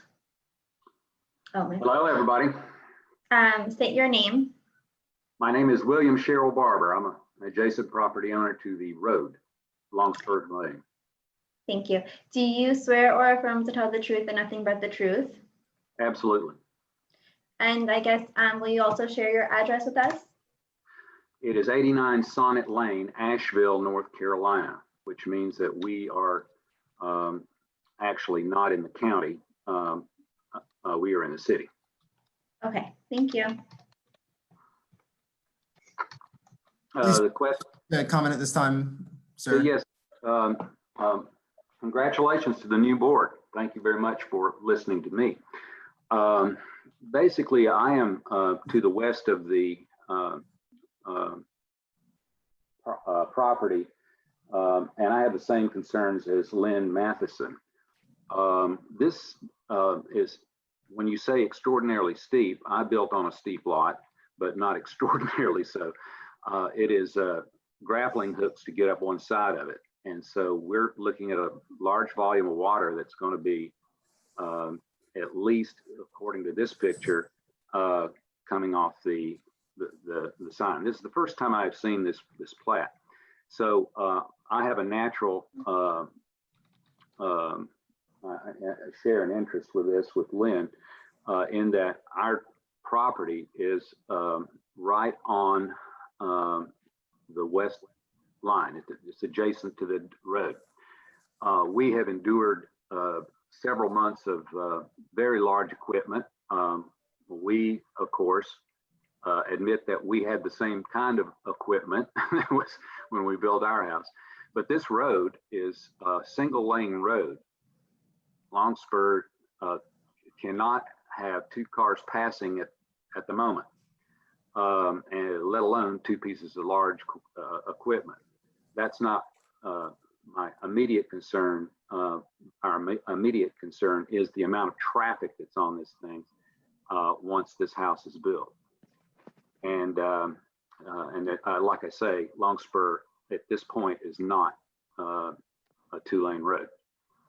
And we have a lot of light spillage over from people that are traversing the road right now. And George has been exceedingly gracious with his proposal to screen some of that light spillage. I think that's part of the Asheville ETJ. And that provision is also something that concerns us when you're going to double the traffic that we have now. So that is my concern, and I hope in some way it can be addressed. And the removal of trees there are going to open up a lot of territory that's very steep. So I would like to see if there could be another engineering review that would also protect the watershed. And again, look at the same runoff problem that I have with Lynn Matheson. Thank you for hearing me. Thank you, sir, for your comments. I appreciate that. At this time, I would give George the opportunity to respond and address whatever portions of that he would like to. And afterwards, we'll have an opportunity for the board to ask some inquiries based on your comments. Thank you. Thank you. Thank you, Mr. Moore. Hey, Cheryl, how you doing? Real fine. Yeah, hey, Josh, if you could zoom out on that drawing so I could show Cheryl that. Okay, go to exhibit, I think it's D. Oh, nope. C. Oh, yeah, exhibit D. Cheryl, as you back up. Hey, keep going. There you go. Cheryl, you. Nope. It keeps moving. You're good. But anyway, Cheryl, Lot 63 fronts Longspur. Longspur is a county-approved system road, 22-foot pavement with a 45-foot right-of-way. The road you're referring to is a shared driveway that Lot 67 and 64 share. So the cul-de-sac, this lot actually ends before that large 75-foot radius cul-de-sac that's on Longspur. So again, the road you're talking about is that 10-foot wide driveway that has nothing to do with this lot. So that answers the question about the road. Now the water, there as part of the stormwater retention system, yeah, Josh, bring up the a little higher if you can.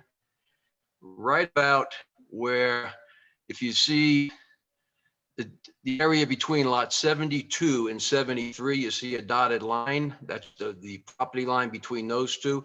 That is a stormwater catchment. The water comes down.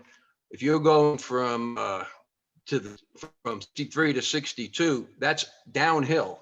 So the water is going to be captured right there where the mouse is, and goes down through the designed stormwater system into the stormwater retention ponds. So I'll give the same answer back to what I gave to Ms. Matheson. The water that's on the top of the ridge will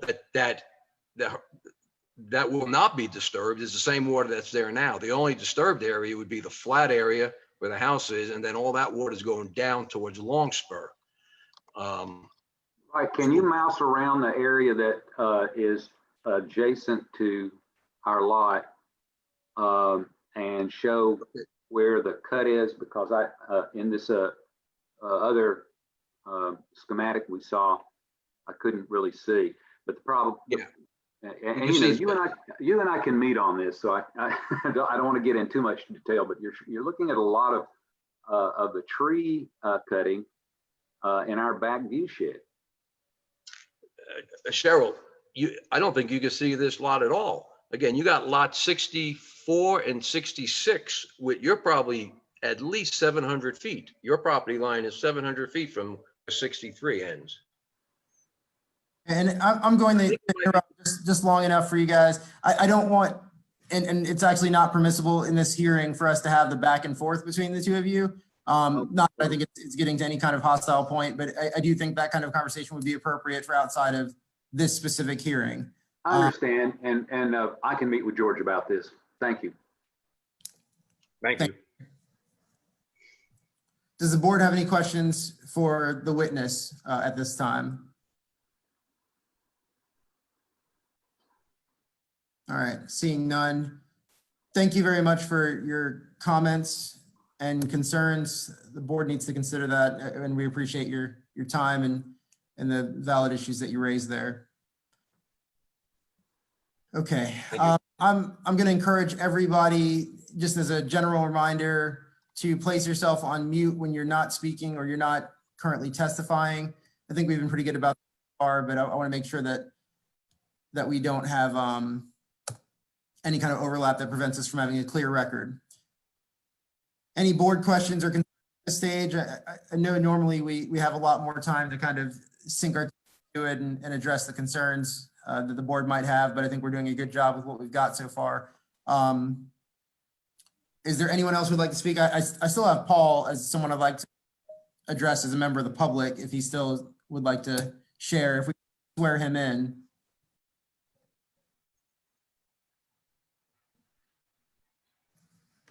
Martin, this is Shannon. I don't see any other members of the public asking to speak. So it's Paul then? Yes, I'm here. Okay. Raise your right hand.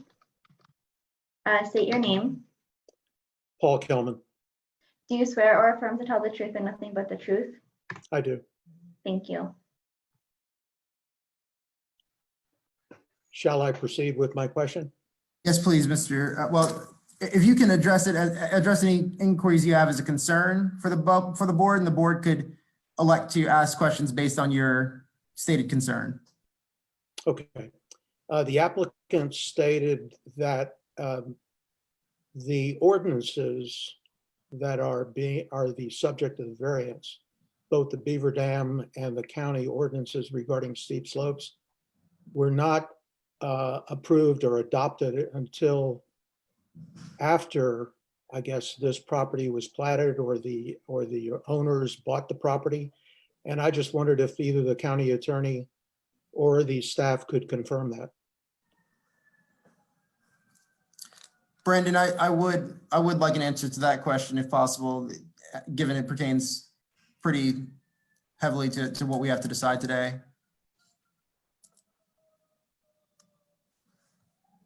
I don't have personal knowledge as to when this development was made. I'd have to do a little research at the Register of Deeds office to figure that out, unless Mr. Josh Freeman has that information readily available. And you're on mute, Mr. Freeman. I can get that information. It'll take me just a moment, but I'm wondering if it would be appropriate for George to answer that question. Sure, I'll be glad to.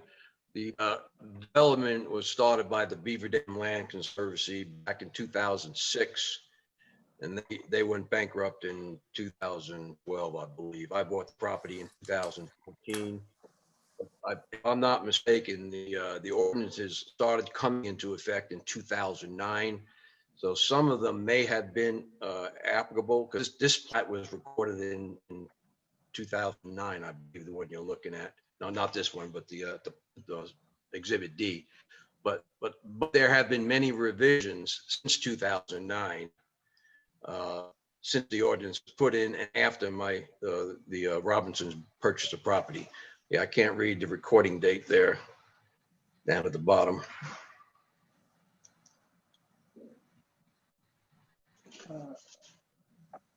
2008 was this first recording date. Okay.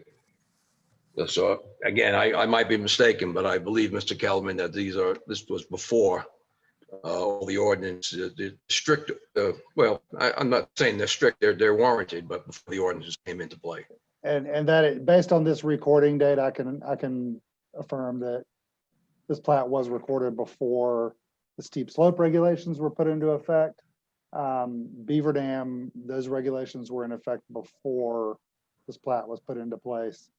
What I'm not entirely clear on is if Beaver Dam's original language included its own specific steep slope rules, but so Beaver Dam was in effect before this, and then the steep slope rules that apply countywide were in effect after 2008. I still think it's important to note that this is a request for a variance from the law as it exists today. The applicant may have other avenues, and I'm not here to advise the applicant on that. But what he's asking for today is for a variance of those steep slope laws. He's not saying that they don't apply. He's saying this is what his application says they do apply, and I want a variance from having to comply with them. So I think the board should address that question. And if the applicant has another legal concern about how these laws apply to him, he can talk to an attorney about that. But I would advise the board today to rule on this as whether this application as presented should be granted a variance under our standards. I concur. I think that's the appropriate, just to keep things simple. It's an interesting legal question, but for our purposes, it should remain as simple as applying the variance. Does the board have any questions for Paul? I appreciate that insight and inquiry, Paul. All right, seeing none, and Haley, unless we have a new person asserting a desire to speak, we're going to go ahead and close the phase of the hearing. And at this time, I invite any board statements or input. Mr. Moore. Yes, sir. Before we do that, just let me, I wanted to just briefly summarize the board's options before you go into deliberation. You have the ability to approve this variance as presented. You can deny this variance as presented. You have the ability to continue your discussion to the next board meeting in October, if you so choose. If you choose to continue this to the next meeting, staff would always request that you do so because you need certain information that requires more time to gather. It's within your authority to do so, but we encourage you to be judicious about that. I believe those are your three options. Thank you very much for offering that, Mr. Freeman. And I think that's important for us to, especially the new members, to know that we have a healthy amount of a way we can make this work if so inclined, but to remain true to the ordinance itself, and those options are at our disposal to facilitate the correct outcome here. I think that's important to know. Thank you. Does the board have any comments, inquiries, concerns to that end, knowing what our options are? Well, is there a fourth option, you know, like to Gabe's issue about greenery and things like that? Yes, ma'am. I should have said, so as a part of your option to approve, you can approve as presented with no conditions whatsoever, or you could approve with conditions either as brought up by the board or brought up by staff, or both, or others that you may formulate that are relevant to the findings of fact. And I'm happy to facilitate, if anybody wants to put in plain language any recommendations they have, I'm happy to facilitate that being put in the right form. What I'll say just procedurally, and it might be apparent to everyone anyway, but just erring on the side of caution, we can offer that, and the applicant would have to consent to it, or otherwise we would generally reject the project. You can't change their application substantively, but we can decline to approve it unless they meet with conditions that we set. Thank you, Mr. Chair. Chair. That's an important point. Mr. Chair, this is Dot Cordell. I have a question. In going forward with this, and I guess I'm tending more to approving it with some recommendations. The first being the recommendation presented in the staff report. And the second recommendation would be that the applicants and the owners meet with the planning department staff and the zoning administrator to put together a plan of taking care of plantings and trees or whatever on this impervious section after the project is pretty much going. Give me your thoughts. So just so we're clear, Josh, I think those are two good recommendations. What would that look like for you in terms of changing our order to reflect potentially recommending the condition listed in the staff report and meeting with P&Z staff to facilitate revegetation in the impervious section? Yes, sir. We've actually done that on a number of occasions with some other projects that you've approved. Typically, the way I would administer that after the board approves the project, if that happens, would be to do exactly what Dot said and schedule a pre-application meeting with the applicant, probably on site, to look at the grading plan and look at revegetation options, and then come to some sort of reasonable agreement that seems to achieve the goal that the board set forth.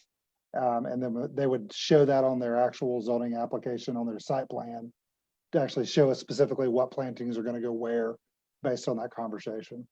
And our goal would be, just based on the conversation we've heard today, would be to work with the developer or the builder probably to get in the right kinds of plantings that fit the climate and the site, that are native species that are going to minimize erosion down the road, and also provide a good tree canopy when they reach maturity. So that would be how we would approach it. The language you want to come to describe that, we could work on that. Do any other board members have any thoughts or comments on that? I don't typically offer mine first, but I'll say I think those are two reasonable and good recommendations and conditions that we'd want to attach to this if we're leaning toward the side of approving with conditions. I do think they're two important ones. Catherine, did you have any thoughts on that? Yeah, I kind of like I like Dot's idea of approving with the recommendations for the revegetation and And then the staff, I think, the staff input is reasonable too. And then it also addresses kind of what we're hearing from the public about runoff and, that runoff mitigation too. So I think that could cover a lot of ground. No, just kidding. I'm just teasing.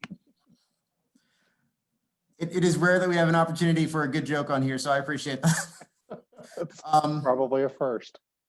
I would like to hear from the applicant if he is willing to go with this. If it's Absolutely. approved. Yeah, I believe that again, I don't own the property, but I'm sure the buyers will go along with that as a condition of issuing the building permit. Sure. And my hope is that again, we haven't voted on it yet, but my hope is that this appeases some of the concerns that Lynn and William offered during their comments, during the public comment phase. Let's go ahead. I will go ahead and formally offer, unless the board has any additional insight, I'll formally offer those as recommendations as a condition of approval. I'll go ahead and disclose. I think looking at the ordinance itself, following the standards that we have, I do think that those are the appropriate recommendations to make. Typically, I invite another member of the board to, Josh, your screen is up, by the way. Perfect, good. I would invite another member of the board to make a motion. However, in this case, actually, I suppose, Dot, if you wouldn't mind making that motion. I'd be happy to. Mr. Chair, based upon the evidence presented to this board, including the following exhibits, the petitioner's application, the submitted development plan, the GIS maps, staff report, the findings of fact worksheet, testimony presented at this hearing, I move that this board adopt the following findings of fact 1 through 7, 8A inclusive, with 2 conditions for approval. The first condition of approval will be the owner or contractor thereof submit an as-built survey prior to requesting a certificate of occupancy to occupy the structure that demonstrates compliance with the variance. And those were words taken directly out of the staff report. Secondly, a condition of approval that the applicant or the owner or contractor or builder gather together for a pre-application meeting with staff, with planning staff, and particularly with the zoning administrator to deal with a plan for revegetation of this project. Thank you, Dot. I will second that. I'm looking at our screen real quick. Let me ask you, for the applicant, I know you can't speak on behalf of applicants themselves. Do you know how much of an issue this might be for them? Do you want an opportunity to call them so we don't end up kind of spinning our wheels in case they don't consent? Because that will make it very easy for the board to decide what they're going to do. No, Martin, this is common sense. When anytime you're building in the mountains, even if there wasn't a requirement, they would do it anyway because they don't want the value of their property by letting it be bare or just having grasses there. So no, I 100% they will do this. It's not a problem. Okay. Excellent. So I've stated Dot's motion. Any discussion about this? Anyone have any concerns or feel anything has not been represented in the recommendations we've made?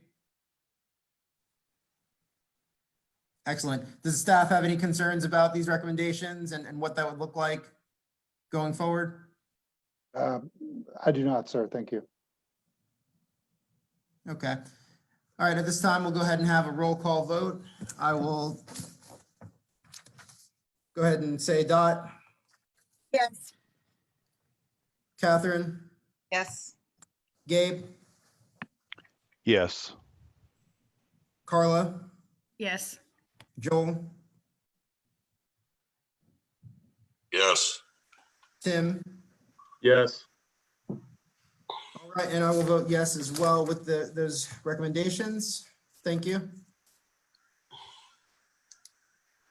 Chair, based upon the foregoing findings of fact and for the reasons set forth therein, I move that the requested variance be approved.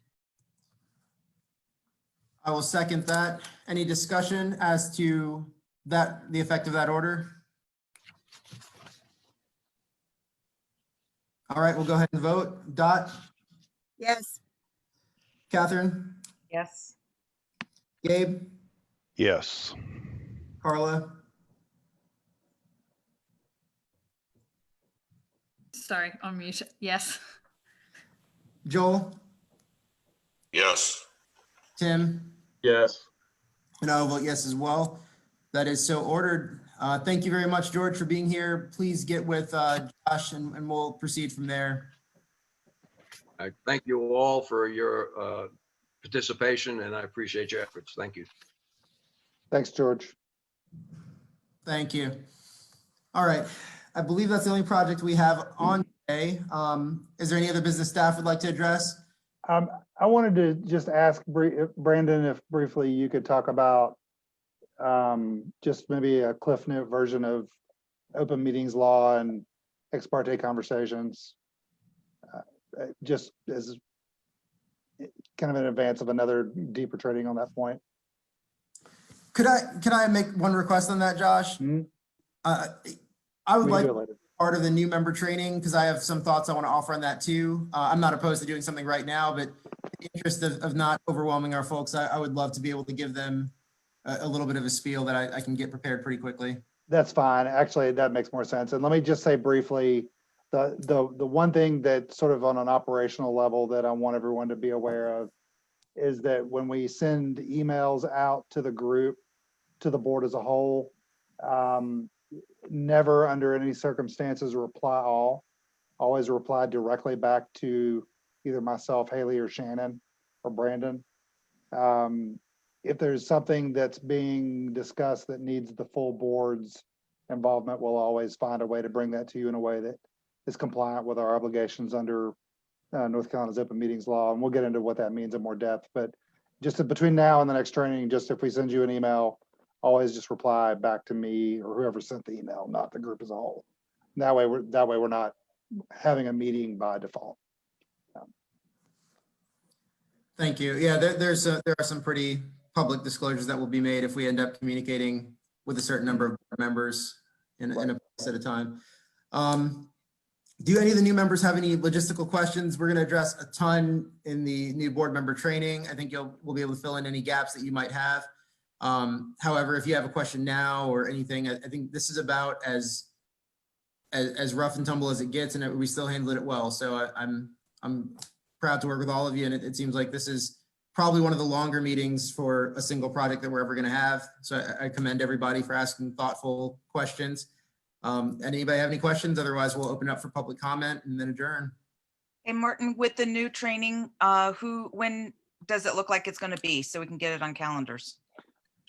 Staff, do you have a proposed date for that? We do not yet, but we'll be in touch this week. We'll be working with all of you to set up a time. So we'll be reaching out to you guys individually to get your schedules. And one of the decisions we have to make is whether we do a special call meeting to just do training, which is what I'm inclined to do, or try to continue squeezing pieces of training into your regular meetings. I think you have a pretty heavy agenda coming up in the next 2 months at least, with some very large projects that are going to be very time consuming. So my preference would be to schedule a separate meeting for training where we don't have to consider business. But I'm going to have to circle back with Brandon and Martin, Shannon and Haley to put together what that looks like and then get out some dates. Okay. I think if there are big projects coming, just from my own personal perspective, I would rather be as educated as possible. And if that means doing a separate session, I think that's the smart way to go about it. I'd rather have it separate also and sooner than later. Yes, ma'am. I agree with that. We'll go ahead and prioritize that, even if it's less complete or less traditional. I'd rather you guys have a full idea of what the law and legal implications and all the nitty gritty of it, so you don't walk into a huge hearing, because I believe my first hearing was probably one of the most complex, crazy 50 members of the public at a time in a meeting. And that's not the ideal way to learn if you can help it, especially if we have some time between now and the next meeting. So we'll facilitate that. Right. And Mr. Chair, I just sent links to two things. One is the link to a shorter version sort of this book. If it were distilled down into something a little shorter, this is still worth a read, and it's got a great index in it. So if you read something in here, or if when you're watching Professor Owen speak, you have a question, the index here is really good, so you can find more detail on that stuff pretty easily. So the first link was sort of a distilled version of this. It's just the Board of Adjustment Basics from Professor Owens. And the second link was the link to that that training that he did here in Asheville, which I think you've already were sent by staff earlier. I just strongly encourage everyone to watch that video. You'll feel a lot more confident when you're making these tough decisions, as the chair says, when there's 50 members of the community who are really emotionally invested in something. You'll feel more confident in making these decisions if you watch that entire video. I do have a question. Even though this is going to be new board member training, would it be possible that the returning board members could also be a part of it, so we all hear the same thing? Yes, ma'am. Absolutely. Thank you. Yeah. We other, Brandon, on that note too, one other thing we need to do, and I've put out an inquiry to the clerk's office about this, but we need to get everyone sworn in. I was hoping to have the clerk here today to do that before we got started, but I might need some help from you in coordinating that. So we maybe could do that at our training when it comes up.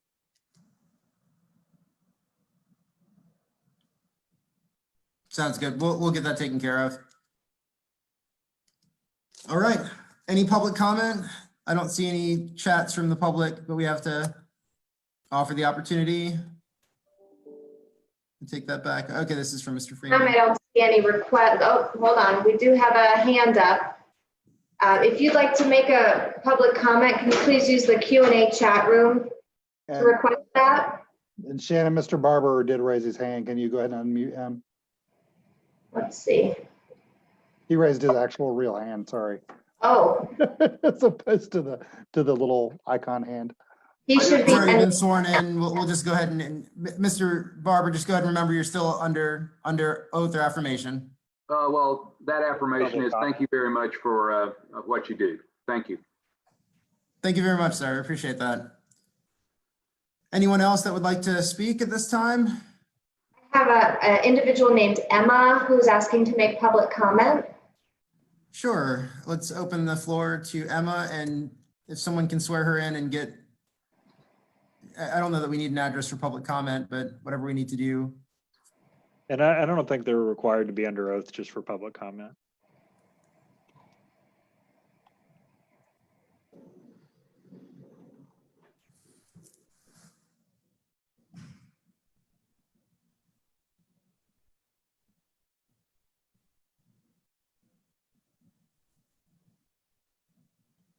Shannon, what are we doing here? I believe Emma is in the room, and Emma, can you unmute yourself? She just asked for a minute in the chat. Oh.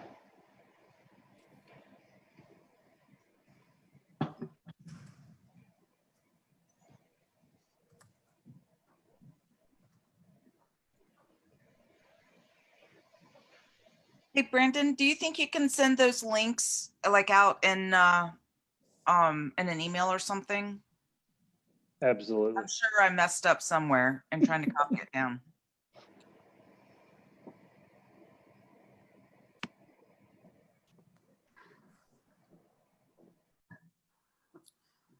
To that end, thank everybody for being here, and we'll go ahead and close and adjourn for the. Thank you all so much for your time. Have a great day, everyone. Thank you so much, everybody. Bye. you.